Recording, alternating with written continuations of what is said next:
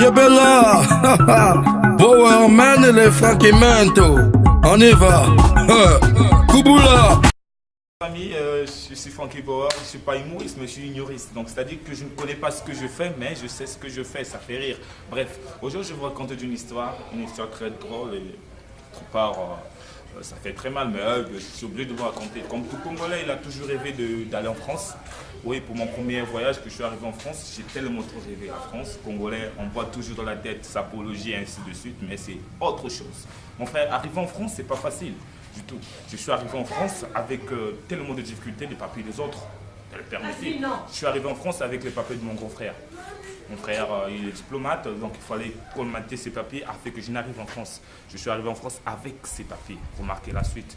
Vous savez comment les diplomates congolais s'habillent. Petite veste, cravate, toujours bien propre. Arrivé à l'aéroport de Roissy, tout était bien.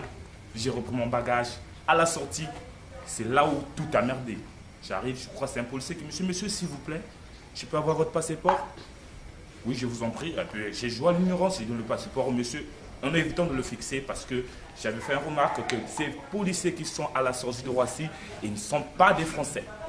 Ils ne sont pas des Français. Ils sont des Algériens, des Allemands, des Algériens, des Marocains.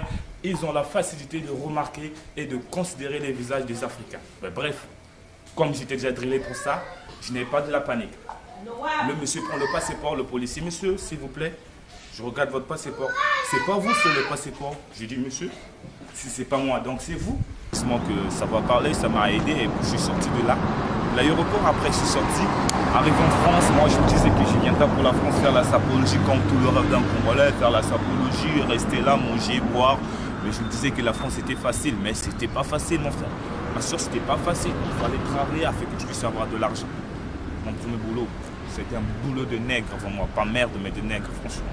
Parce que je n'ai pas vu un blanc le faire. J'étais rayonneur. Rayonneur dans un supermarché, ouais, c'est pas facile.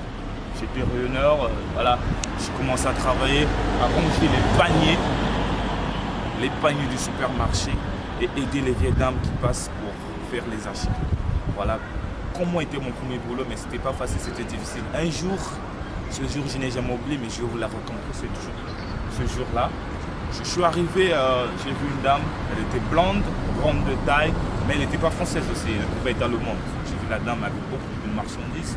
J'ai voulu aider la dame. Je dis, madame, s'il vous plaît, je peux vous aider à transporter jusqu'à votre voiture. Madame me dit, laissez-moi tranquille, macaque. Waouh, ça me fait très mal. Je me dis, nous sommes unis. Si aujourd'hui, le chien se mélange avec elle, et ils ont créé une autre race, ça signifie que nous, les Noirs et les Blancs, on peut se réunir pour créer une autre race. Mais cette race doit être respectée. Le Noir est humain, le Noir a un cœur, le Noir respire. Mais la dame m'avait vexé. Je me dis que le racisme ne finira pas maintenant. Toi qui suis cette vidéo, j'aimerais que tu puisses finir le racisme. Le racisme doit s'arrêter par là. La dame a pris ses bagages, permettez sa marchandise en traversant. De l'autre côté du parking, arrivé en route, le foulard quitte le corps de cette dame. Elle est restée à moitié nue. Voilà comment la punition de m'avoir insulté nègre. Tout à coup, j'ai vu un frère qui sortait du supermarché avec de la banane. Je n'ai pas suivi l'action de la dame et le foulard a quitté la dame vers chez moi, donc à 20 mètres de moi de la dame. La dame commençait à chercher son foulard. Vous savez comment les femmes s'habillent? Il était un string, du genre que non, là c'est fermé, là c'était ouvert, donc elle ne savait pas là où cacher. Le foulard arrive vers moi. Moi, j'ai sautillé parce que j'avais vu un frère noir, mais heureusement que ce frère avait de la banane. Et la dame me dit, qu'est-ce que vous faites rire, macaque? Je dis, oui, je rigole parce que j'ai vu de la banane. Vous savez, quand un singe à cage, ça signifie qu'il a vu de la banane. Mon frère, toi qui as suivi cette vidéo, je te demande de t'abonner et de cliquer un j'aime, sans oublier les commentaires, parce que les commentaires vont me fortifier afin d'aller en avant. Merci, c'était Frankie Power, l'ignorant. Yebella, Powerman et les Frankimento. On y va. Kubula.